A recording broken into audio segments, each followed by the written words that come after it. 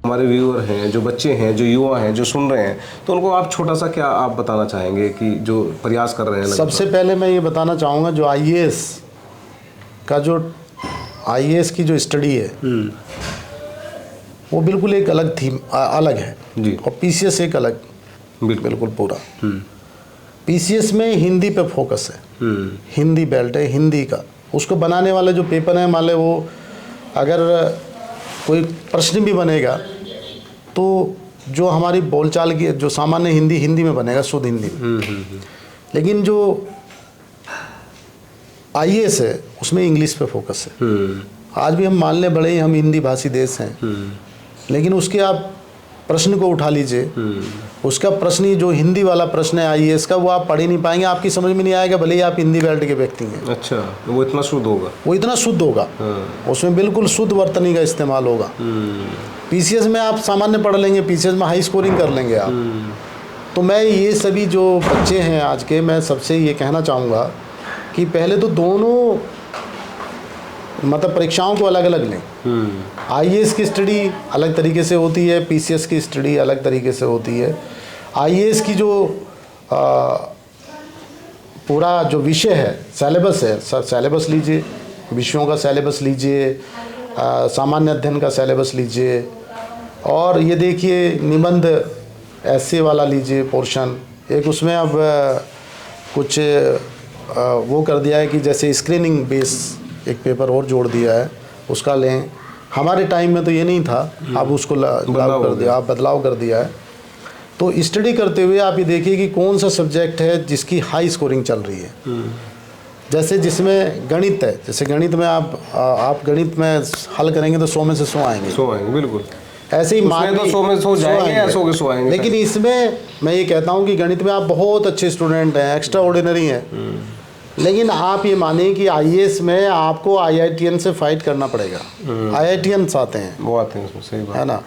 यदि आप बायो के सब्जेक्ट लेके कोशिश कर रहे हो कि आप फाइट कर लेंगे, तो आप ये मानिए कि आपको एमबीबीएस से टक्कर होएगी, आपकी फाइट है। बिल्कुल। तो आप मानवीय के विषय पे आइए, मानवीय की सोशल साइंसेज के विषय हैं। ज्योग्राफी बहुत बढ़िया सब्जेक्ट है, पब्लिक एडमिनिस्ट्रेशन बहुत बढ़िया सब्जेक्ट है, एंथ्रोपोलॉजी, सोशोलॉजी का एक पार्ट है एंथ्रोपोलॉजी, वो बहुत अच्छा सब्जेक्ट है। इसी तरह पीसीएस में तो आप देख ही रहे हैं कि वहाँ पे जनरली जो जनरल स्टडीज़ के 4 पेपर हुआ करते थे, अब 6 पेपर कर दिए हैं, जो मैं देख रहा हूँ पेपर्स में माध्यम से, और सब्जेक्ट का पेपर हटा दिया है। अब सब्जेक्ट नहीं है जी, क्योंकि पीसीएस में पिछले 5-6 सालों का आप ट्रेंड देखिए उठा के, तो आप पाएंगे कि अदर स्टेट के लड़के, अदर स्टेट की बच्चियाँ यूपी में आके सिलेक्शन ले रहे थे।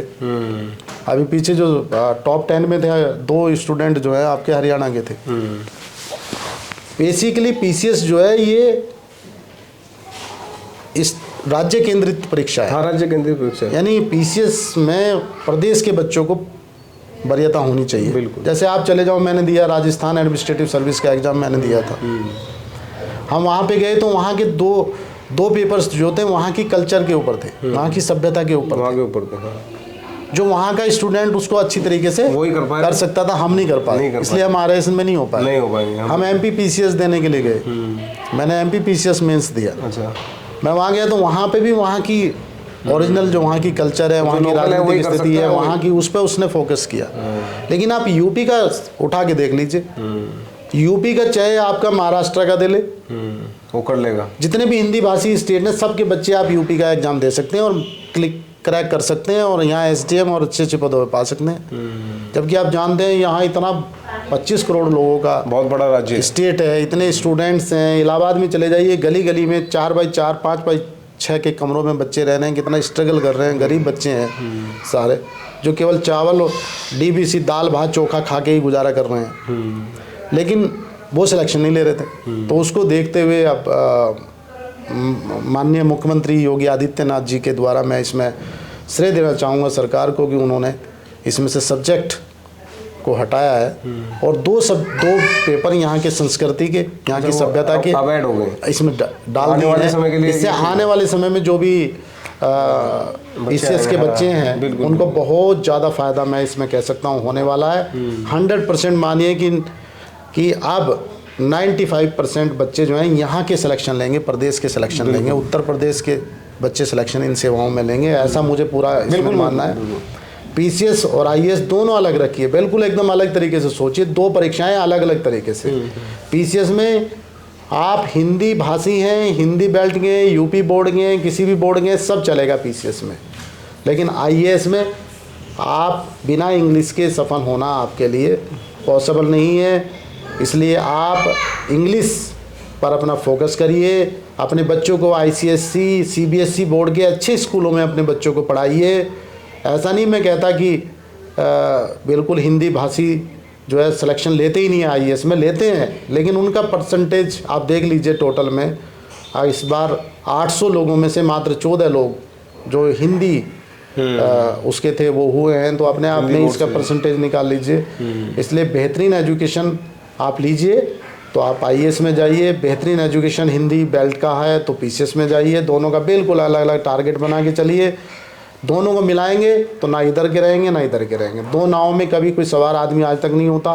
एक ही चूज करिए कि अगर एक में जाना है, मुझे कलेक्टर बनना है तो मैं कलेक्टर ही बनूंगा और उसी की मैं तैयारी करूंगा। बिल्कुल। और मुझे सब कलेक्टर बनना है, मुझे अपने प्रदेश की सेवा करनी है तो मैं पीसीएस को ऑप्ट करूंगा और मैं पीसीएस में ही लगूंगा, उसी की तैयारी करूंगा और उसको हासिल करके रहूँगा।